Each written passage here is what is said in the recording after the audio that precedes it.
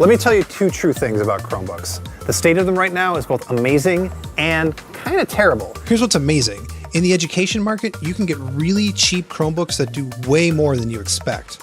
But in the terrible camp, Google's been trying to push the state-of-the-art forward with partners, and the hardware hasn't gone that well. Google's also trying to get Android apps to work well on Chrome OS, and that also isn't working. Most of all, we haven't had a true flagship, spare-no-expense Chromebook since the Chromebook Pixel 2, which was 2 years ago. Spare no expense, you say? How about a Google-made Chromebook that starts at $1,000 and can go all the way up to $1,650? It's this, the Pixelbook, and I can't tell if it's taking on Windows or the iPad or what, but I can tell you it's a pretty incredible piece of hardware.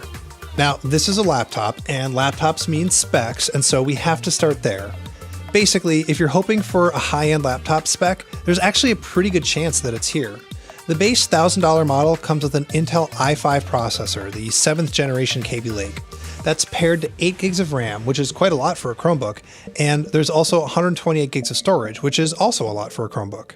The touchscreen is 12.3 inches in a 3:2 aspect ratio, which works out to 2400 by 1600 pixels. There's 2 USB-C ports, a headphone jack, a backlit keyboard, and a battery that Google says is good for around 10 hours of mixed use. There is no SD card slot though.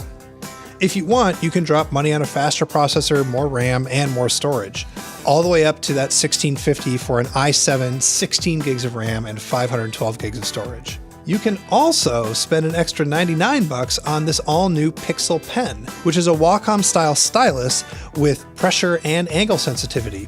It lasts for about a year on a simple Quad-A battery. The Pixelbook weighs just under 2.5 pounds, and it's only 10 millimeters thick. And get this, there are no fans, even on the top-tier processor. Those are the specs, which are important because if a $1,000 Chromebook didn't have top-dollar specs, that would be bad. Now let's talk about design. Damn if this isn't one very good-looking, well-made laptop. It's entirely aluminum, and it shares some of the design with the Pixel phones because it has this glass shade on the back for the Wi-Fi antennas. When you have it closed, it looks pretty much like a solid hunk of aluminum, except for the hinge and this indentation for the keyboard. The palm rests are made out of, as Google calls it, advanced silicone, but they're comfortable to rest on, and they also protect the screen from the keyboard. When you flip it around, they also double as anti-skid feet. The trackpad is glass, and it feels just right. The keyboard has 0.8 millimeters of key travel, which isn't very much, but it feels much more like a traditional keyboard than what you'd get on, say, a MacBook or the Surface Pro tablet. And really, I just dig the aesthetics. There's this symmetry between the pad on the keyboard deck and the shade on the lid. This is a kind of design that I think Google could stick with for a very long time, and I kind of hope it does because it's great. Google is also introducing some big changes to how Chrome OS works on the Pixelbook. There's a new launcher that looks a little bit nicer, and it makes it easier to distinguish between Android apps and Chrome apps. You still launch it with the same key, it's the one where your caps lock usually is, and it still has a good old Google search field on it. But there's a whole new button on the keyboard. Well, okay, technically there's 2, but I'm not counting the hamburger menu button. That new button is the Google Assistant key. Google Assistant on the Pixelbook works pretty much the same as it does everywhere else. You can speak to it or you can type to it, and the assistant will respond audibly or not depending on how you ask your question.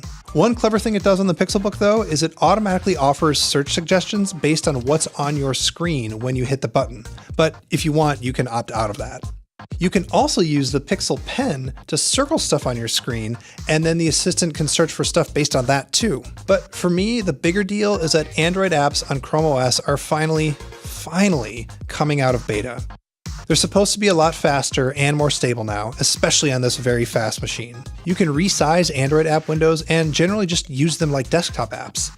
And some companies like Adobe and Microsoft are working really hard to release versions of their Android apps that work better on Chrome OS. It has a 360 hinge, so you can put it into tablet mode, but unfortunately, tablet mode still doesn't support split screen apps.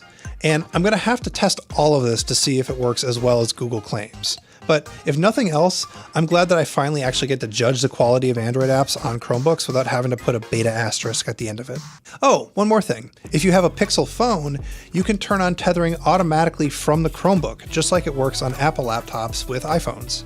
I don't have quite as much to say about the Pixel Pen. I do think it's neat, but it's another thing I want to test before I can give it any sort of final judgment. One nice thing about the Pixel Pen is you don't have to pair it at all, and you don't have to plug it into any weird ports on the side of your device to charge it. I'm just not sure if it's worth 99 bucks.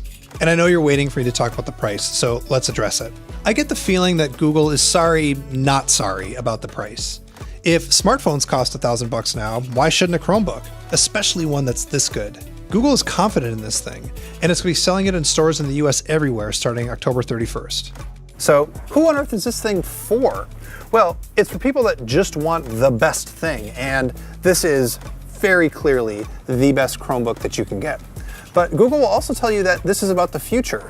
All your most important apps are made for phones, and the web, hopefully, isn't going away anytime soon.